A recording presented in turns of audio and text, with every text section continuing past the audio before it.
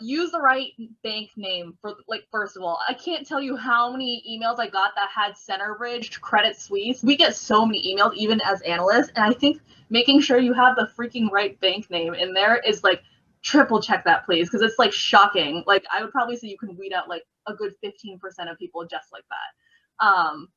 I think the second thing that I also did was there's a copy, like, we use Outlook, right? And a lot of us turn our screens gray.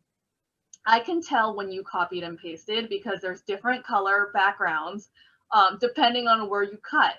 And so I can tell if you spent a lot of time writing my email or if you didn't.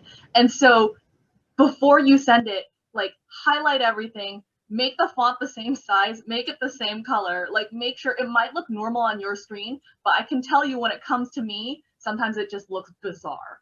And so you want to make sure your formatting's right. And so I can't tell, like, even if you copied and pasted, if I can't tell, like, I can't, like, judge you for it, right? And then I'd say the third thing is, like, obviously if there's some personal connection, right? So for me, I was a college golfer. I reached out a lot to, like, honestly, like, the football team because a lot of them were big donors, like, you know, to, like, actually women's golf.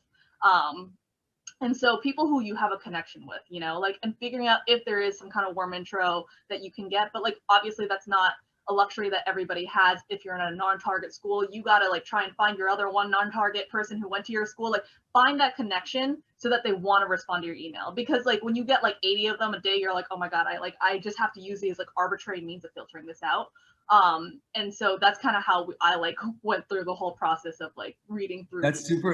I love that. It's like practical, you know, advice. And actually it's true, because I think because of the volume that you get, you want to make sure that you're not sort of making some of these silly mistakes. And it actually really matters because a lot of the banking job is like formatting and sort of, you know, those things. And I think we look for those things as well. So I totally agree with you. Even things like, you know, checking, like, people say, hey, can we chat on Friday, December the 5th? And it's actually the 6th. And there's sort of like a mismatch. And you're like, well, this isn't exactly like what I was thinking. So really, really good points on just check, you know, attention to detail, because that's what's important in the job. So it's sort of like reflective of what you need, right?